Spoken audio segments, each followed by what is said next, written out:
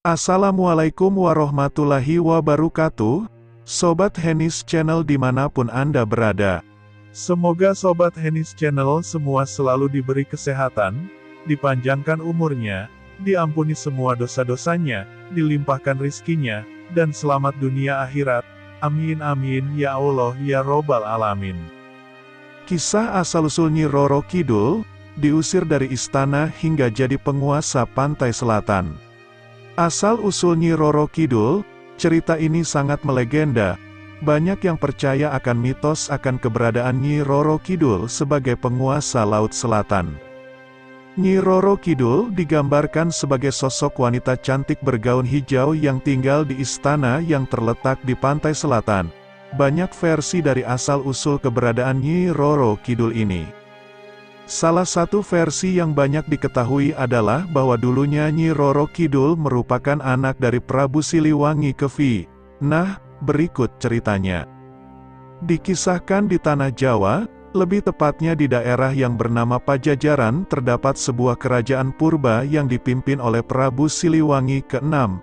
Prabu Siliwangi memiliki kegemaran berburu hewan di hutan belantara. Suatu saat ia sedang asyik berburu dan secara tidak sadar telah masuk ke dalam hutan yang lebih jauh. Prabu Siliwangi tidak dapat menemukan jalan keluar dari hutan tersebut. Setelah berputar-putar untuk menemukan jalan keluar, Prabu Siliwangi tiba-tiba saja bertemu dengan seorang perempuan cantik di dalam hutan tersebut. Prabu Siliwangi merasa lega dan segera menghampiri perempuan tersebut. Setelah berkenalan diketahui bahwa ternyata perempuan cantik tersebut sudah lama tinggal di hutan. Sang perempuan tersebut akan mengantarkan dan menunjukkan di mana jalan keluar dari hutan.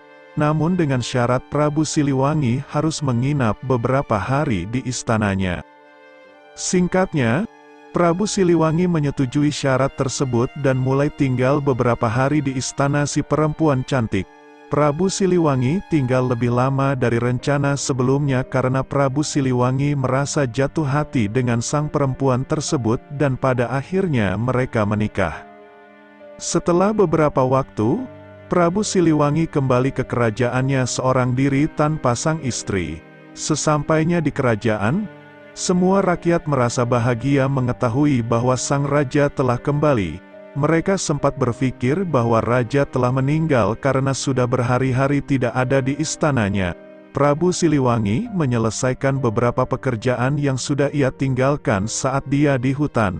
Hingga beberapa bulan berlalu dan ia mulai melupakan keberadaan istrinya yang ada di dalam hutan.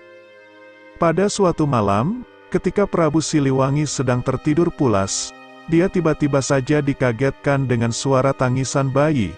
Kemudian sang Prabu langsung bangun dan menghampiri sumber suara bayi itu yang ternyata ada di pintu depan istana.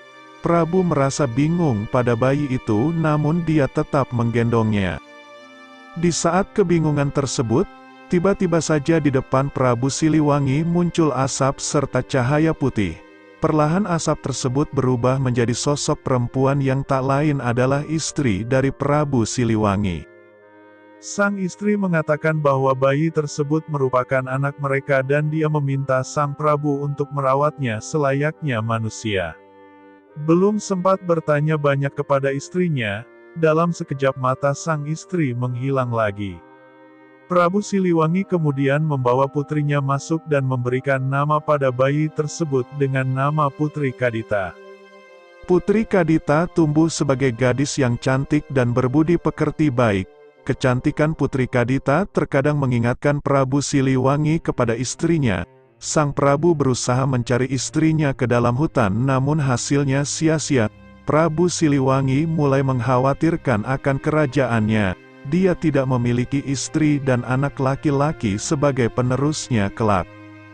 Kemudian Prabu Siliwangi meminta izin kepada Putri Kadita bahwa dia ingin menikah lagi.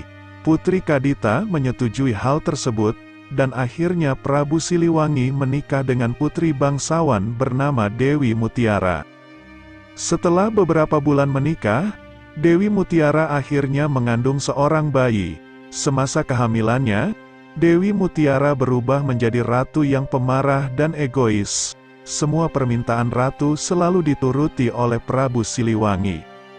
Namun suatu saat ratu meminta agar Putri Kadita keluar dari istana. Mendengar hal itu Prabu Siliwangi menentang keras.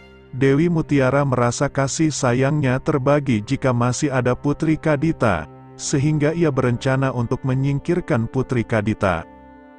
Dewi Mutiara pergi ke hutan dan bertemu dengan seorang dukun untuk menyingkirkan Putri Kadita.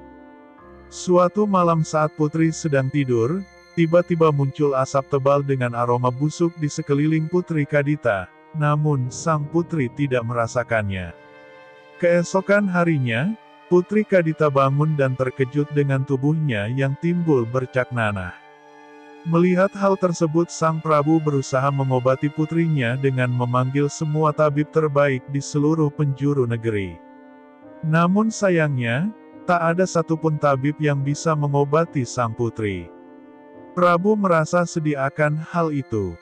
Di tengah keputusasaan sang Prabu, Dewi Mutiara mengusulkan niat jahat untuk mengasingkan sang putri agar penyakitnya tidak menular. Karena putus asa, sang Prabu mengiyakan dan meminta putrinya untuk pergi menjauh dari istana. Dengan berat hati Putri Kadita meninggalkan istana dan pergi ke hutan untuk bertapa.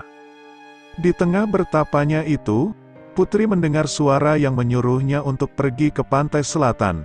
Suara tersebut diketahui milik sang ibu atau istri Prabu Siliwangi. Putri Kadita yang merasa yakin akan suara itu kemudian berlari ke arah pantai selatan selama berhari-hari. Sesampainya di pantai selatan, suara milik ibunya muncul lagi dan menyuruh Putri Kadita untuk menceburkan dirinya ke dalam air. Putri Kadita kemudian mulai menceburkan dirinya ke dalam laut, dan ajaibnya, penyakit kulit yang dideritanya seketika sembuh. Putri Kadita akhirnya memutuskan tinggal di laut dan membangun istana serta mengumpulkan ribuan pasukannya. Dari situ Putri Kadita dikenal sebagai Nyi Roro Kidul atau Ratu Pantai Selatan. Nah, itulah kisah cerita rakyat Yogyakarta. Asal-usul Nyi Roro Kidul. Pesan moral dan pelajaran yang bisa dipetik dari kisah tersebut adalah utamakan kebaikan meskipun dicelakai. Seperti Putri Kadita yang mengorbankan dirinya pergi dari istana untuk kebaikan rakyatnya walaupun sebenarnya dia dicelakai oleh ibu tirinya.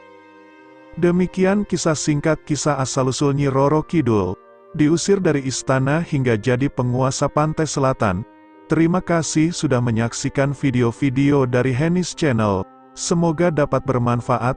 Assalamualaikum warahmatullahi wabarakatuh.